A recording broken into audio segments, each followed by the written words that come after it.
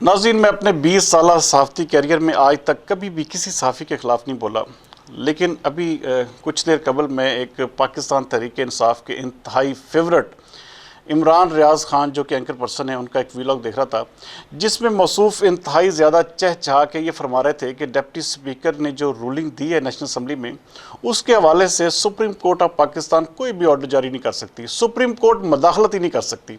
और उनका ये भी फरमाना था कि जी पंजाब असम्बली में भी यही हाल होगा। अच्छा, मुझे समझ नहीं आती कि अगर पढ़े लिखे लोग ही आइन शिकनों का साथ देंगे तो इस मुल्क का क्या बनेगा।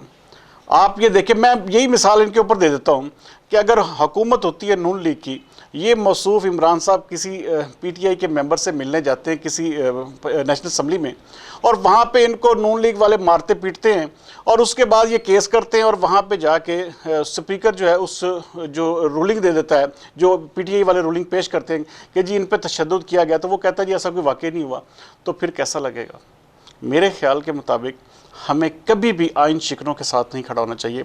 इस वक्त मुल्क में आइन और कानून की बालादस्ती की जंग चल रही है। नाज़रीन, हमें हर कदम इंतहाई फूंक फूंक कर रखना होगा। ऐसा तो कभी किसी बनाना रिपब्लिक में भी नहीं होता। कभी भी कोई ऐसा कानून, कोई ऐसा आइन उठा कर देख लें, जिस तरह के इस वक्त जो मेयर्स लिए जा रहे हैं, जिस तरह के इक़दामात इमरान खान साहब और उनके पूरे रुफ़क़ा कार उठा रहे हैं, क्या ऐसा मुमकिन है? क्या कभी किसी ऐसा डिक्टेटर के दौर में भी ऐसा हुआ है कि पाकिस्तान के आइन और कानून के साथ इस तरह उसका संगीन मजाक उड़ाया जाए?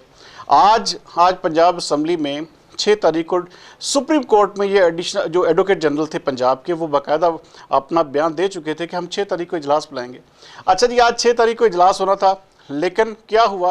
अच्छा, डिप्टी स्पीकर ने सोचा कि यार मैं क्यों ना ये आइन शिकनी ना करूं और मैं इजलास बुला लूं।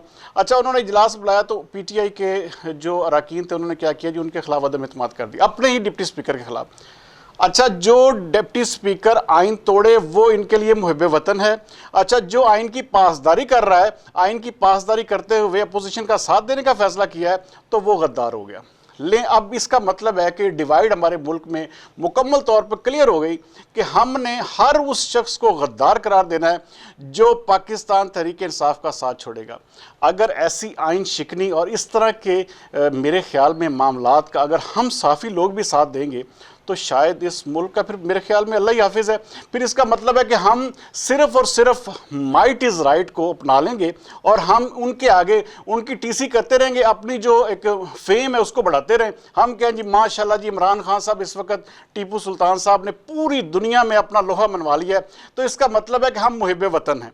अगर हम कहें कि ऐसे जो एक कानून शिकनी या आइन शिकनी हमारे मुल्क में हो रही उसके ऊपर अगर हम क्रिटिसाइज़ करते हैं तो हम इस मुल्क के गद्दार हैं। ये एक अजीबो गरीब कानून है। इस तरह की मेरे ख्याल के मुताबिक आप देखें, हम किसको क्या कह रहे हैं? हम इस वक्त मुल्क में आइन और कानून की बालादस्ती की बात कर रहे हैं कि क्या ये मुमकिन है कि आप, इसका मतलब है कि आपने जब आपने जीतने का आपको चांस पक्का हो जाएगा कि आपने जीत जाना है तो तभी इजलास बुलाएंगे, उससे पहले आप ये खेल ही नहीं खेलेंगे। आप, इसका मतलब है कि इतने ज़्यादा ताकतवर हो गए हैं कि आप इस मुल्क में जब तक आपकी हुकूमत या आपको चांस नहीं होगा जीतने का तो ना आप इलेक्शन करवाएंगे, ना आप किसी किस्म की हुकूमत करने देंगे। तो ये मेरे ख्याल में नाज़रीन ऐसे नहीं चल सकता। हम ही वो साफ़ी हैं, हम ही वो कलमकार हैं, हम ही वो लोग हैं जो इस मुल्क के आइन की हिफाजत या इस मुल्क के आइन के हक़ में आवाज़ बुलंद करेंगे। मेरे ख्याल में कोई और नहीं आएगा।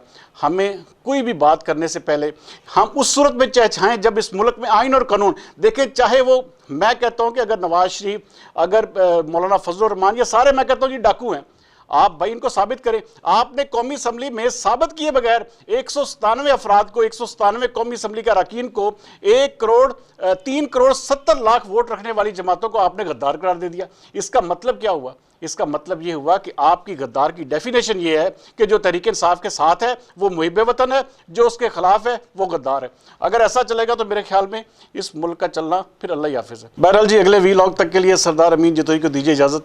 पाकिस्तान जिंदाबाद।